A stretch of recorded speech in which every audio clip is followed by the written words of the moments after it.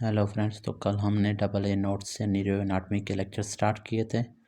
कल हमने ventricles and CSF के बारे में पढ़ा था। तो आज हम स्पाइनल कॉर्ड के बारे में पढ़ेंगे। तो स्पाइनल कॉर्ड को पढ़ने से पहले आपको कुछ न्यूरो एनाटॉमी के बेसिक्स समझा देता हूँ ताकि आपको ये टॉपिक फिर आसानी से समझ आ जाए। तो सबसे पहले हम वाइट मैटर और ग्रे मैटर के बारे में पढ़ते हैं कि ये क्या होते हैं। वाइट मैटर जो होता है, इसको वाइट मैटर क्यों कहते हैं? सबसे पहले इसकी डिफिनेशन क्या है? Bundle of axons within the CNS के अंदर जो एक्सॉन्स के बंडल्स होते हैं उसको हम वाइट मैटर कहते हैं। और स्पेशली कौन से एक्सॉन्स? माइलिनेटेड एक्सॉन्स, वो एक्सॉन्स जिनके अराउंड माइलिन शीथ हो। और वो जो माइलिन शीथ होती है उसमें ज़्यादातर क्या प्रेजेंट होता है? फैट। और वो फैट जब हम माइक्रोस्कोप के नीचे उन एक्सॉन्स को देखते हैं, उन बंडल ऑफ एक्सॉन्स को, तो माइलिन शीथ की वजह से वो हमें वाइट अपीयर होते हैं। इस वजह से उसको वाइट मैटर का नाम दिया गया है। अब ये वाइट मैटर हमारे पास असेंडिंग एंड डिसेंडिंग ट्रैक्स के तौर पर स्पाइनल कॉर्ड में और ब्रेन के अंदर प्रेजेंट होते हैं। और साथ में फेसिकुलस, वो भी यही वाइट मैटर होता है। फिर हमारे पास है नर्व। अब नर्व और वाइट मैटर में ये डिफरेंस है कि वाइट मैटर जो होता है वो भी बंडल ऑफ एक्सॉन्स है, नर्व भी बंडल ऑफ एक्सॉन्स है, लेकिन वाइट मैटर CNS के अंदर होता है और जो नर्व होता है वो PNS के अंदर। अगर बंडल ऑफ एक्सॉन्स होंगे, myelinated axons within the PNS, तो उसको हम नाम देंगे क्या? नर्व। जैसे कि क्रेनियल नर्व्स हैं एंड स्पाइनल नर्व्स। तो ये डिफरेंस आपको समझ आ गया होगा। अभी पढ़ते हैं ग्रे मैटर के बारे में। तो CNS में हमारे पास एक वाइट मैटर होता है, एक ग्रे मैटर होता है। जो वाइट मैटर होता है वो बंडल ऑफ एक्सॉन्स होते हैं, माइलिनेटेड एक्सॉन्स। और जो ग्रे मैटर होता है वो उन्हीं एक्सॉन्स के जो न्यूरॉन सेल बॉडीज़ होंगे, मतलब न्यूरॉन के हमने पार्ट्स पढ़े थे, 3 पार्ट्स होते हैं। एक सेल बॉडी होती है, दूसरा एक्सॉन होता है और डेंड्राइट्स होते हैं। जो हमारे पास एक्सॉन्स होते हैं वो तो वाइट मैटर बना रहे हैं CNS के अंदर, और नर्व जो होते हैं वो PNS के अंदर होते हैं, वो भी एक्सॉन्स हैं, बंडल ऑफ एक्सॉन्स हैं। अब जो सेल बॉडीज़ रह गए न्यूरॉन के, उनकी जो कलेक्शन होती है CNS के अंदर, जो कलेक्शन होती है न्यूरॉन की सेल बॉडीज़ की, तो उसको हम नाम देते हैं ग्रे मैटर। अब वो कलेक्शन या तो जनरलाइज्ड कलेक्शन होगी, मतलब पूरे CNS के आउटर सरफेस को या डीपली कवर किया होगा तो उसको ग्रे मैटर कह रहे होंगे। लेकिन अगर वो ग्रुप या क्लस्टर्स बना रहे होंगे तो फिर उसको न्यूक्लियाई का नाम देंगे। तो collection of neuronal cell bodies within the CNS is called grey matter. जैसे कि सेरिब्रल कॉर्टेक्स। अब सेरिब्रल कॉर्टेक्स क्या होता है? ब्रेन का जो आउटर सरफेस होता है उसके अंदर सारे न्यूरॉन के सेल बॉडीज़ पड़े होते हैं। और वो न्यूरॉन के सेल बॉडीज़ को जब माइक्रोस्कोप में देखते हैं तो वो ग्रेइश अपीयर होते हैं। इस वजह से उसको हम नाम देते हैं ग्रे मैटर। सेम इसी तरह स्पाइनल कॉर्ड के अंदर, लेकिन स्पाइनल कॉर्ड के अंदर जो ग्रे मैटर होता है या न्यूरॉन के सेल बॉडीज़ होते हैं वो हमारे पास मेनली प्रेजेंट होते हैं सेंटर के अंदर। तो उनको हम नाम दे रहे होते हैं डॉर्सल एंड वेंट्रल हार्न, और एक लेटरल हार्न भी होता है, ठीक है। तो वो भी हमारे पास ग्रे मैटर होते हैं, न्यूरॉन के सेल बॉडीज़ होते हैं। तो ये डिफरेंस है कि ब्रेन के अंदर जो ग्रे मैटर होगा वो आउटर सरफेस पे होगा, और स्पाइनल कॉर्ड के अंदर जो ग्रे मैटर होगा वो सेंटर में होता है। यहाँ पे देख लें, ये जो है ये डॉर्सल हार्न है, ये दोनों, ये वेंट्रल हार्न हो गए, और ये जो दरमियान में है ये हो गए लेटरल या इंटरमीडिएट हार्न। अब ये देखें, ये सेंटर में प्रेजेंट है, और ये आसपास ये जो एरिया है पेरिफेरीज पे, ये सारा हमारे पास क्या है? वाइट मैटर होता है। लेकिन ब्रेन के अंदर जो ग्रे मैटर होता है वो वाटर सरफेस पे होता है, और वाइट मैटर क्या होता है? सेंटर में होता है।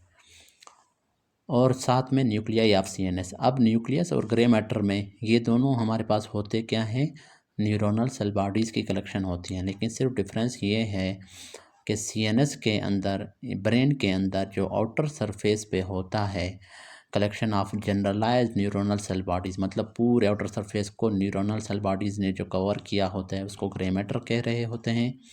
लेकिन ब्रेन के अंदर, सेरिब्रल हेमिस्फेयर्स के अंदर एंड ब्रेन स्टेम के अंदर डीपली अगर group of neuronal cell bodies होते हैं, मतलब पूरा मिड ब्रेन या ब्रेन स्टेम को कवर नहीं किया होता लेकिन उसके अंदर ग्रुप बना रहे होते हैं न्यूरोनल सेल बॉडीज़, तो उसको फिर हम नाम दे रहे होते हैं न्यूक्लियाई। अब फॉर एग्जांपल ये हमारे पास ब्रेन स्टेम में बहुत सारे न्यूरॉन के सेल बॉडीज़ हैं, इस तरह एक कलेक्शन बना रहे हैं, तो ये हमारे पास एक क्या हो गया, न्यूक्लियाई हो गया। ये समझे हमारे पास क्या प्रेजेंट है, मिड ब्रेन। अब मिड ब्रेन के अंदर ये बाकी वाइट मैटर प्रेजेंट है और ये जो group of neuronal cell bodies हो गया, ये हमारे पास एक न्यूक्लियाई है।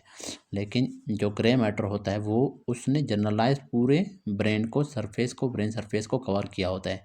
अब ये ब्रेन का आउटर जो सारा सरफेस है ये मैं बना रहा हूँ। ये फॉर एग्जांपल हमारे पास ब्रेन है, इस ब्रेन का ये जो आउटर सरफेस है ये सारा न्यूरोनल सेल बॉडीज़ ने कवर किया होता है, तो इसको हम नाम दे रहे होते हैं क्या, ग्रे मैटर। लेकिन डीपली या सेंटर में अगर न्यूरॉन के सेल बॉडीज़ की कलेक्शन होगी, ग्रुप होंगे, तो उसको फिर हम नाम देते हैं क्या, न्यूक्लियाई। ये हमारे पास न्यूक्लियाई हो गए और ये जो ग्रे मैटर है ये हमारे पास ग्रे मैटर है। ये न्यूरोनल सेल बॉडीज़ जो हैं जो सेरेब्रल कॉर्टेक्स बना रहे हैं ये ग्रे मैटर हो गया और ये भी ग्रे मैटर है। लेकिन ये हमारे पास क्या है, collection of neuronal cell bodies deep within the brain, brain के अंदर डीप, तो इसको न्यूक्लियस कहते हैं। अब हमारे पास फिर एक आ जाता है अब न्यूक्लियस। अब ये जो न्यूक्लियस है और गैंग्लियन है इसमें सिर्फ फ़र्क ये है कि जो न्यूक्लियस है ये group of neuronal cell bodies deeply present within the CNS, और जो गैंग्लियन है वो हमारे पास वो भी group of neuronal cell bodies हैं, लेकिन CNS के अंदर नहीं बल्कि PNS के अंदर होते हैं। तो जैसे कि पैरावर्टिब्रल गैंग्लियंस हैं, सिंपैथेटिक एंड पैरासिम्पैथेटिक गैंग्लियंस हैं, तो वो हमारे पास उनको गैंग्लियन कहते हैं। तो देखिए न्यूरॉन के मैंने आपको बताया न्यूरॉन के दो पार्ट्स हैं, एक न्यूरोनल सेल बॉडीज़। अब neuronal cell bodies grey matter बना रहे होते हैं जो कि ब्रेन में आउटर सरफेस पे प्रेजेंट होता है, generalised collection of neuronal cell bodies जिसे सेरेब्रल कॉर्टेक्स कहते हैं, और जो कि स्पाइनल कॉर्ड के अंदर सेंटर में होते हैं, जैसे कि वेंट्रल हॉर्न है, लेटरल हॉर्न है और डॉर्सल हॉर्न है।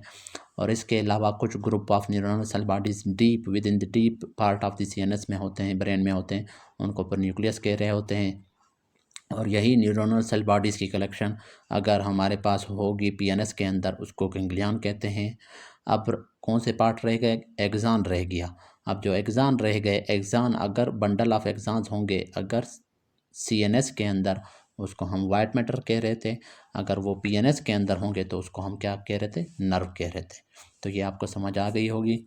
अब आते हैं आगे, स्पाइनल कॉर्ड को हम लोग समझते हैं कि स्पाइनल कॉर्ड में हमारे पास जो डॉर्सल एंड वेंट्रल हॉर्न होता है उसमें नर्व्स कैसे एग्जिट कर रहे होते हैं और कैसे एंटर हो रहे होते हैं।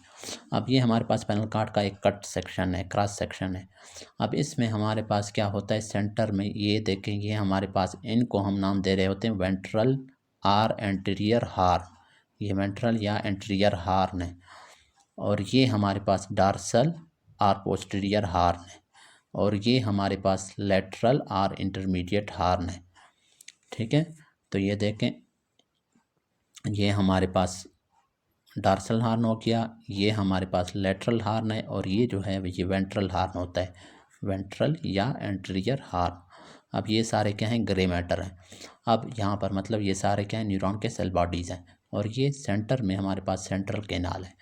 अब ये जो पेरिफेरी में ये आसपास ये सारा एरिया है, ये हमारे पास वाइट मैटर होता है, इसमें सारे ट्रैक्स होते हैं, असेंडिंग एंड डिसेंडिंग ट्रैक्स। अच्छा, अभी मैं यहाँ पर आपको एक बात समझा दूँ कि ये जो डॉर्सल हॉर्न है इसके अंदर सारे सेंसरी न्यूरॉन्स प्रेजेंट होते हैं, यहाँ पर जितने भी नर्व्स होंगे वो सेंसरी नर्व्स होंगे। और ये जो वेंट्रल हॉर्न है इसमें सारे कौन से होंगे, इस वेंट्रल हॉर्न में प्रेजेंट होंगे मोटर नर्व्स। लेकिन ये हॉर्न्स आगे जाके रूट्स में कन्वर्ट होते हैं। अब स्पाइनल कॉर्ड से जब नर्व अराइज होते हैं वो हमारे पास डॉर्सल हॉर्न से या फिर वेंट्रल हॉर्न से, डॉर्सल हॉर्न या वेंट्रल हॉर्न से वो अराइज होते हैं और फिर आगे जाके वो रूट्स में कन्वर्ट होते हैं। अब डॉर्सल हॉर्न से जो आगे जाके कन्वर्ट होगा इसको हम नाम देते हैं डॉर्सल रूट। ये देखें इस साइड भी है, इस साइड भी, ये डॉर्सल रूट है, डॉर्सल नर्व रूट। इसी तरह वेंट्रल हॉर्न से ये आगे जो निकलेगा इसको हम कहते हैं वेंट्रल नर्व रूट, ये वेंट्रल नर्व रूट है। तो यहाँ पर ये हॉर्न था, वेंट्रल हॉर्न में मोटर नर्व्स थे, इस रूट के अंदर भी मोटर नर्व्स होंगे। इसी तरह डॉर्सल रूट के अंदर सेंसरी नर्व्स थे, और डॉर्सल हॉर्न के अंदर सेंसरी नर्व थे, और रूट के अंदर भी सेंसरी नर्व्स होंगे। और ये आगे हमारे पास डॉर्सल रूट गैंग्लियन है, मतलब यहाँ पर फिर से सेल बॉडीज प्रेजेंट है न्यूरॉन्स के। अब हमारे पास ये रूट जब जाके एंड होते हैं आगे क्या बनाते हैं, नर्व बनाते हैं, स्पाइनल नर्व, मतलब ventral root and dorsal root आपस में कंबाइन होकर एक स्पाइनल नर्व बनाते हैं। अब देखें, सेंसरी नर्व आ रहा है डॉर्सल रूट से और मोटर नर्व आ रहा है वेंट्रल रूट से। तो सेंसरी और मोटर नर्व दोनों आके यहाँ पे मिक्स्ड होके बनाते हैं क्या, स्पाइनल नर्व। तो इस वजह से हम कहते हैं कि जो स्पाइनल नर्व जितने भी होते हैं, जितने भी स्पाइनल नर्व हैं, ये एक स्पाइनल नर्व है, वो सारे हमारे पास मिक्स्ड नर्व्स होते हैं। क्यों? क्योंकि उसमें फाइबर्स आ रहे होते हैं वेंट्रल हॉर्न से भी और डॉर्सल हॉर्न से भी, लेकिन जो डार्सल वेंट्रल रूट से भी और डार्सल रूट से भी, लेकिन जो डार्सल हॉर्न और डार्सल रूट हैं उसमें सिर्फ और सिर्फ सेंसरी नर्व्स प्रेजेंट हैं, और वेंट्रल हॉर्न है और ये वेंट्रल रूट है, इसमें सिर्फ और सिर्फ मोटर नर्व्स प्रेजेंट हैं। लेकिन ये आगे जाके जब स्पाइनल नर्व बनाते हैं तो उसमें दोनों टाइप के फाइबर्स मौजूद हैं। इस वजह से तमाम स्पाइनल नर्व्स हमारे पास क्या होते हैं, मिक्स्ड नर्व्स होते हैं। तो ये आपने याद रखना है कि ventral horn and ventral root contain only motor nerves. Dorsal horn and dorsal root contain only sensory nerves, while all the spinal nerves contain sensory as well as motor fibers. That's why all spinal nerves are mixed nerves. और यही spinal nerves आगे जाके फिर से divide होते हैं dorsal या posterior ramus में और वेंट्रल या एंटीरियर रेमस में। तो ये वेंट्रल रेमस या एंटीरियर रेमस में भी मिक्स्ड नर्व्स होंगे, मिक्स्ड फाइबर्स होंगे, और डार्सल रेमस या पोस्टीरियर रेमस में भी मिक्स्ड फाइबर्स होंगे, क्योंकि कुछ जो सेंसरी फाइबर्स यहाँ से आ रहे हैं वो वेंट्रल रेमस में जाएंगे, और कुछ यहाँ से जो मोटर फाइबर्स आ रहे हैं वेंट्रल रूट से वो जाएंगे डार्सल रेमस में। तो इस वजह से डार्सल और इस तरह से मिक्स्ड होते हैं। तो ये कुछ मोटर वहाँ गए, कुछ सेंसरी यहाँ गए, और यहाँ से कुछ सेंसरी यहाँ आए और कुछ यहाँ से मोटर फाइबर्स यहाँ आते हैं। तो स्पाइनल नर्व्स और उसके आगे जो dorsal ramus and ventral ramus है, ये तीनों चीज़ें क्या होते हैं, इन तीनों चीज़ों में मिक्स्ड नर्व फाइबर्स होते हैं, इस वजह से ये मिक्स्ड नर्व्स होते हैं। लेकिन स्पाइनल नर्व से पहले जो डार्सल रूट है एंड डार्सल हॉर्न है उसमें सिर्फ और सिर्फ सेंसरी नर्व्स होते हैं, और वेंट्रल रूट है और वेंट्रल हॉर्न है उसमें सिर्फ और सिर्फ मोटर नर्व्स होते हैं। तो ये इंपॉर्टेंट चीज़ है, ये आपने याद रखना है। अच्छा, यहाँ पर आपको ये बता दूं कि ये जो लेटरल हॉर्न है या इंटरमीडिएट हॉर्न है, इसके अंदर कौन से नर्व्स होंगे, इसके अंदर ऑटोनोमिक मोटर नर्व्स होते हैं। और जो वेंट्रल हॉर्न था उसके अंदर कौन से नर्व्स थे, उसके अंदर आ रहे थे सोमैटिक मोटर नर्व्स, जो स्केलेटल मसल्स को इनर्वेट कर रहे होते हैं। लेकिन जो लेटरल हार्न में जो नर्व्स प्रेजेंट होते हैं वो अपना रूट नहीं बनाते, तो वो नर्व्स जो होते हैं वो भी जाके इंटर होते हैं वेंट्रल रूट में। तो वेंट्रल रूट के अंदर अभी प्रेजेंट होंगे क्या, सोमैटिक मोटर नर्व्स भी प्रेजेंट हैं और साथ में ऑटोनोमिक मोटर नर्व्स भी प्रेजेंट होते हैं। और जो डार्सल रूट होता है उसमें सिर्फ और सिर्फ सेंसरी नर्व्स प्रेजेंट होते हैं। लेकिन आगे जाके जो स्पाइनल नर्व है उसमें सेंसरी भी होंगे, सोमैटिक मोटर नर्व्स भी होंगे और ऑटोनोमिक मोटर नर्व्स भी होंगे। सेम इसी तरह डार्सल एंड वेंट्रल रेमस में sensory somatic motor and autonomic motor nerves fibres present होंगे। तो ये आपने समझना है। अच्छा, ये हो गया। अभी हम पढ़ते हैं स्पाइनल कॉर्ड के बारे में। अब स्पाइनल कॉर्ड का जो एंड होता है उसको हम नाम दे रहे थे क्या, कोनस मेडुलारिस। कोनस मेडुलारिस जो होता है caudal end of spinal cord होता है, जो कि S3 से S5 तक होता है। मतलब उसमें S3 और S5 के जो नर्व रूट्स होते हैं वो प्रेजेंट होते हैं। इन एडल्ट्स में ये एंड होता है। अब ये S3 S5 हम लोग वर्टिब्रल कॉलम की बात नहीं कर रहे, ये हम लोग स्पाइनल नर्व्स की बात कर रहे हैं कि जो कोनस मेडुलारिस है वो स्पाइनल कॉर्ड का कडल एंड है, लास्ट वाला एंड है, जहाँ पर सैक्रल नर्व्स अराइज हो रहे होते हैं। लेकिन जो वर्टिब्रल कॉलम के किस लेवल पे ये नर्व्स प्रेजेंट होंगे, वर्टिब्रल कॉलम के ये L2 वर्टिब्री के लोअर एंड पे ये बन रहा होता है कोनस मेडुलारिस। मतलब L2 जो वर्टिब्री होती है उसके लेवल पे S3 S4 S5 एक हमारे पास जो स्वूलन पार्ट बना रहे होंगे स्पाइनल कॉर्ड का, उसको हम नाम फिर देंगे क्या, कोनस मेडुलारिस। फिर cauda equina nerve roots of cauda equina क्या होता है, वो नर्व रूट्स होते हैं lumbar sacral and coccygeal spinal nerves के। और ये क्वाडा इक्वाना का मतलब होता है हार्स टेल की तरह ये बना रहे होंगे, एक स्ट्रक्चर बना रहे होंगे, उसको क्वाडा इक्वाना कहते हैं। फिर है फिलम टर्मिनेल्स, ये क्या होता है, cylinder Payal extension that extension of the conus medullaris है that touches the spinal cord to the bottom of the vertebral column। तो ये हमारे पास एक पतला सा टेपर्ड एंड है कोनस मेडुलारिस का, जो कि स्पाइनल कॉर्ड को अटैच करवा रहा होगा वर्टिब्रल कॉलम से। अब इसका मैंने डायग्राम बनाया हुआ है यहाँ पे देखें, ये जो स्पूलन पार्ट है ये हमारे पास क्या है, कोनस मेडुलारिस है, इसको कहेंगे कोनस मेडुलारिस। अब इस कोनस मेडुलारिस से एक हमारे पास ये टेपर्ड एंड निकल रहा है, ये वाला हिस्सा जो है इसको हम नाम देते हैं क्या, फिल्म टर्मिनल।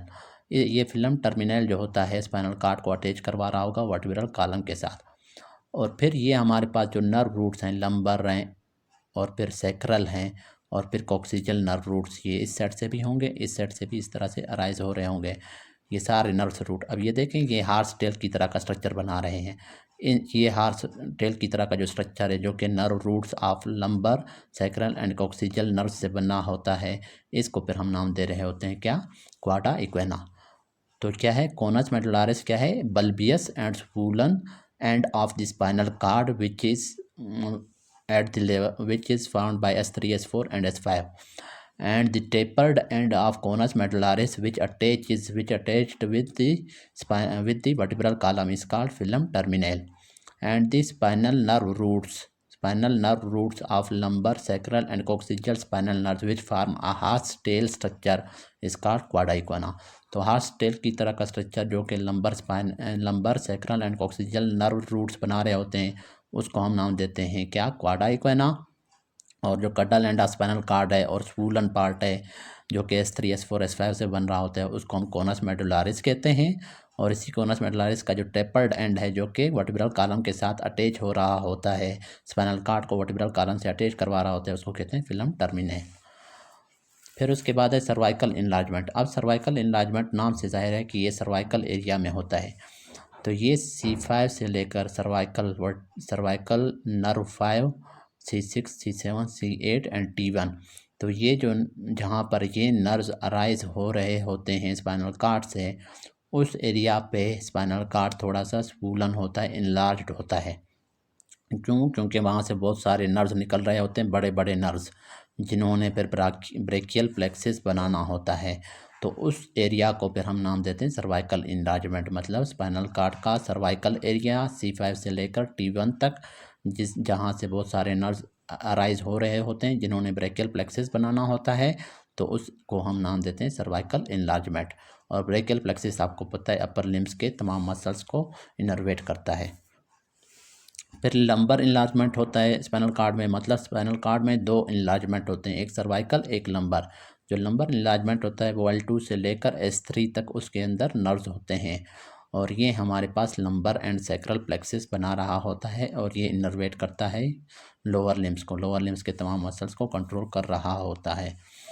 फिर अभी वाइट मैटर का मैंने आपको समझा दिया कि वाइट मैटर के अंदर या तो असेंडिंग एंड डिसेंडिंग ट्रैक्स होते हैं या फिर फेसिकुलाई होते हैं।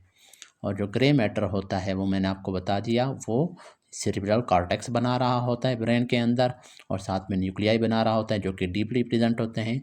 और स्पाइनल कॉर्ड के अंदर डार्सल हार्न बना रहा होता है जिसमें सेंसरी नर्व्स होते हैं, और वेंट्रल हार्न बना रहा होता है जिसके अंदर मोटर नर्व्स होते हैं।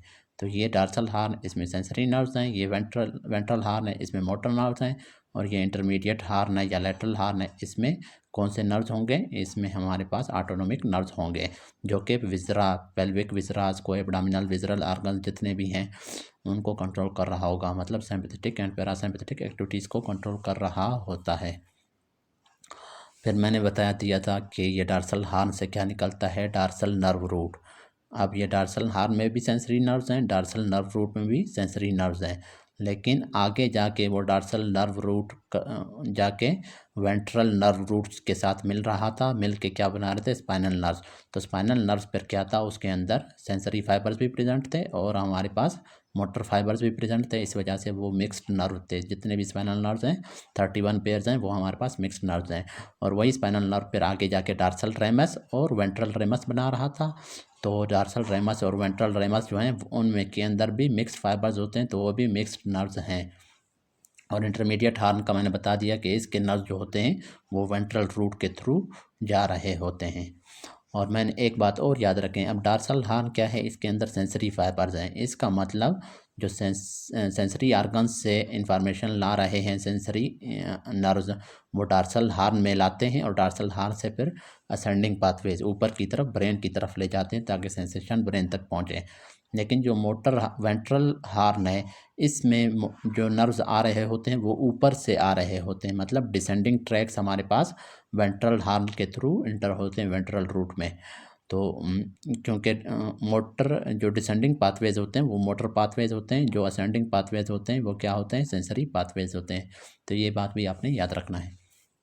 इसके अलावा क्लार्क्स न्यूक्लियस जो कि हमारे पास पाया जाता है इस स्पाइनल कार्ड के अंदर, वो भी हमारे पास क्या है, एक collection of neuronal cell bodies हैं, वो भी हमारे पास पाथवेज बना रहा होता है, असेंडिंग पाथवेज बना रहा होता है क्लार्क्स न्यूक्लियस, ठीक है, सेंसरी पाथवेज। अच्छा, फिर उसके बाद हम पढ़ते हैं कि पोलियो इन्वॉल्व एंटीरियर हार्न। अच्छा, इसमें एक बात याद रखें, जो वेंट्रल हार्न था या वेंट्रल रूट था, उससे हमारे पास कौन से नर्व्स थे, मोटर नर्व्स तो उसमें प्रेजेंट थे, लेकिन कौन से motor nerves, lower motor nerves, ठीक है। Upper motor nerves cerebral cortex के अंदर होते हैं या ब्रेन स्टेम के अंदर होते हैं, लेकिन lower motor nerves ventral horn या वेंट्रल रूट के अंदर होते हैं। जबकि हमारे पास डार्सल हार्न में या डार्सल रूट में हमारे पास सेंसरी नर्व्स होते हैं फर्स्ट आर्डर न्यूरॉन वाले। तो सेंसरी न्यूरॉन जो है उसके लिए हम यूज़ करते हैं term first order neuron, second order neuron and third order neuron. और ये सेंसरी और ये असेंडिंग पाथवेज बना रहे होते हैं, सेंसरी आर्गन से इंफॉर्मेशन को spinal cord and then brain के पास ले जा रहे होते हैं। और जो मोटर नर्व्स होते हैं वो हमारे पास डिसेंडिंग पाथवेज बना रहे होते हैं, और उनके अंदर जो नर्व्स होंगे उसको हम नाम देंगे अपर motor neuron and lower motor neuron. Upper motor neuron cerebral cortex and brain stem से स्टार्ट होता है और lower motor neuron spinal cord से स्टार्ट होगा और जाके एंड होगा मसल के ऊपर। तो याद रखें, ठीक है, कि जो मोटर पाथवेज होते हैं वो डिसेंडिंग पाथवेज होते हैं और उसके अंदर upper motor and lower motor neuron होता है, और जो सेंसरी पाथवेज होते हैं वो असेंडिंग पाथवेज होते हैं और उसके अंदर first order, second order and third order neurons होते हैं। और डार्सल रूट और हार्न के थ्रू ये जा रहे होंगे सेंसरी पाथवेज, और जो मोटर पाथवेज होंगे या डिसेंडिंग पाथवेज होंगे वो वेंट्रल हार्न या वेंट्रल रूट के थ्रू अफेक्टर आर्गन्स तक या मसल्स तक पहुंच रहे होंगे। अच्छा, पोलियो इन्वॉल्व क्या है, एंटीरियर हार्न। अब जो वेंट्रल हार्न है उसको हम एंटीरियर हार्न भी कहते हैं। तो पोलियो उसको डैमेज करता है। तो मैंने आपको बता दिया कि वेंट्रल हार्न के अंदर लोअर मोटर न्यूरॉन्स होंगे, तो उसको वेंट्रल हार्न को जब डैमेज करेगा पोलियो तो उसकी वजह से लोअर मोटर न्यूरॉन लीजन होगा, ठीक है, स्पास्टिक पैरालिसिस होगी। तो लोअर मोटर न्यूरॉन लीजन में हमारे पास क्या होता है, फ्लैसिड पैरालिसिस होगी। लोअर मोटर न्यूरॉन में फ्लैसिड पैरालिसिस होती है। स्पास्टिक पैरालिसिस किस में होता था, अपर मोटर न्यूरॉन लीजन में। अच्छा, सेरेंजियोमिलिया में प्रेजेंट विद हाइड्रोसेफेलस। अब सेरेंजियोमिलिया क्या होता है, जो हमने स्पाइनल कार्ड के दरमियान में हमने सेंट्रल कैनाल बनाया हुआ था, यहाँ पर हमारे पास क्या था, ये डार्सल हार्न थे और ये हमारे पास समझें वेंट्रल हार्न है और ये दरमियान में सेंट्रल कैनाल है। अब इस सेंट्रल कैनाल के अंदर अगर हमारे पास फ्लूइड फील्ड सिस्ट बन जाए और ये सेंट्रल कैनाल क्या करे, ये एक्सपेंड होना स्टार्ट हो जाए। जब एक्सपेंड होगा तो यहाँ आसपास हमारे पास पाथवेज हैं, एग्जान्स हैं, मुख्तलिफ असेंडिंग एंड डिसेंडिंग पाथवेज के। तो ये एग्जान्स, ये जो नर्व्स हैं, इन नर्व्स के ऊपर ये सेंट्रल कैनाल क्या करेगा, प्रेशर डालेगा। जब प्रेशर डालेगा तो ये हमारे पास डैमेज होंगे। जब ये नर्व्स डैमेज होंगे सेंट्रल कैनाल के आसपास तो उसकी वजह से क्या होगा, मुख्तलिफ हमारे पास क्या होंगे, सेंसेशन, लॉस ऑफ सेंसेशन होगी, वीकनेस ऑफ मसल्स। तो ये सेरेंजियोमिलिया में होता है। अब सेरेंजियोमिलिया में प्रेजेंट विद हाइड्रोसेफेलस। इसके अलावा हाइड्रोसेफेलस भी हो सकता है। क्यों? क्योंकि ये फ्लूइड फील्ड सिस्ट है यहाँ सेंट्रल कैनाल के अंदर बन गए, जिसकी वजह से जो सीएसएफ की फ़्लो वो डिस्टर्ब होती है और सीएसएफ वेंट्रिकल्स के अंदर एक्युमुलेट होना स्टार्ट हो जाता है, जिसकी वजह से हेड का सरकमफ्रेंस भी बढ़ जाता है और उसको फिर हम नाम दे रहे होते हैं हाइड्रोसेफेलस। तो सेरेंजियोमिलिया में प्रेजेंट विद हाइड्रोसेफेलस के साथ भी और आर्नल्ड क्यारी टाइप 1 मालफॉर्मेशन के साथ भी ये प्रेजेंट हो सकता है। अब syringomyelia results in a belt like और cape like loss of pain and temperature sensation bilaterally. तो सेरेंजियोमिलिया में क्या होते हैं, ज़्यादातर जो सेंसरी पाथवेज होते हैं उनके ऊपर प्रेशर पड़ता है। उनके ऊपर जब प्रेशर पड़ेगा तो उसकी वजह से क्या होगा, loss of pain and temperature होगा और बायलैटरली होगा, क्योंकि इसमें क्या है, ये सेंट्रल कैनाल एक्सपेंड होना जब स्टार्ट होता है तो इस सेट के सेंसरी पाथवेज को भी डिस्टर्ब करेगा, इस सेट के सेंसरी पाथवेज को भी वो प्रेशर डालेगा, जिसकी वजह से pain and temperature sensation bilaterally loss हो जाएंगे। और क्या होगा, लॉस ऑफ कंट्रालेटरल, अच्छा लॉस ऑफ कंट्रालेटरल टेम्परेचर अगर हो जाए लेकिन पेन सेंसेशन अगर इंटैक्ट हो तो इसमें हम लोग कहते हैं लीजन कहाँ पे प्रेजेंट है, डार्सल रूट S1 में। अब डार्सल रूट S1 में, जो डार्सल रूट मैंने बताया था कि ये डार्सल हार्न है, ये डार्सल हार्न है, ठीक है। इस डार्सल हार्न से जब निकलेगा क्या, डार्सल रूट। अब इस डार्सल रूट में सेंसरी पाथवेज प्रेजेंट है। अब ये सेंसरी पाथवे समझिए, ये सेंसरी नर्व क्या है, किसके लिए, पेन के लिए है, और ये वाला किसके लिए है, ये टेम्परेचर के लिए है। अब जो, और एक बात याद रखें, ये आ रहे हैं वहाँ से, सेंसरी आर्गन से आ रहे हैं, डार्सल हार्न में आएंगे, और डार्सल हार्न में जब ये दोनों आएंगे और ये कंट्रालेटरल साइड में जाके इनका जो न्यूरॉनल सेल बॉडी होगा वो इस साइड वाले डार्सल हार्न में प्रेजेंट होगा, यहाँ से फिर ये ऊपर की तरफ जाएंगे। तो मतलब कंट्रालेटरल साइड के, मतलब right side of the body के जो टेम्परेचर एंड पेन सेंसेशन है वो हमारे पास left side of the brain control कर रहा होता है। तो अब हमारे पास अगर कंट्रालेटरल टेम्परेचर मतलब right side of the body का टेम्परेचर लॉस है लेकिन इंटैक्ट पेन सेंसेशन लॉस नहीं हुए, तो फिर उसमें हम नाम देते हैं कि ये डार्सल रूट S1 में डैमेज हुआ है। मतलब ये जो S1 है, S1 के ऊपर है ये डार्सल रूट है, इसमें अगर सिर्फ ये टेम्परेचर वाला लॉस हो जाए, इसको डैमेज पहुंचे इस नर्व फाइबर को, और पेन वाले को डैमेज ना पहुंचे, तो सिर्फ क्या होगा, कंट्रालेटरल लॉस ऑफ टेम्परेचर होगा लेकिन इंटैक्ट पेन सेंसेशन होगा। इस वजह से हम लोग कहते हैं डार्सल रूट S1 लीजन है। लेकिन अगर दोनों कंट्रालेटरल टेम्परेचर एंड पेन सेंसेशन दोनों लॉस हो जाएं तो फिर हम कहते हैं कि उसको हम कह रहे थे पोस्टीरियर कॉलम पाथवे में, मीडियल मेनिस्कस पाथवे में हमारे पास क्या है, लीजन प्रेजेंट है।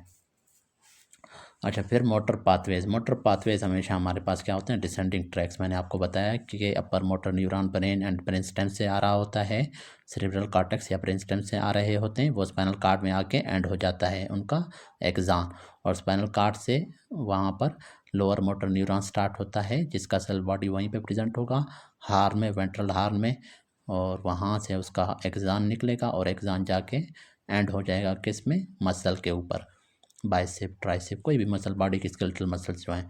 तो अपर मोटर न्यूरॉन और लोअर मोटर न्यूरॉन, तो ये जो पाथवे होता है जिसमें अपर मोटर न्यूरॉन हो और लोअर मोटर न्यूरॉन हो, इनको हम मोटर पाथवेज, क्योंकि मोटर न्यूरॉन्स है तो ये मोटर पाथवेज हैं और डिसेंडिंग ट्रैक्स बना रहे होते हैं। इसमें मोटर पाथवेज में सबसे पहला जो हमारे पास ट्रैक है वो क्या है, कार्टिको स्पाइनल ट्रैक।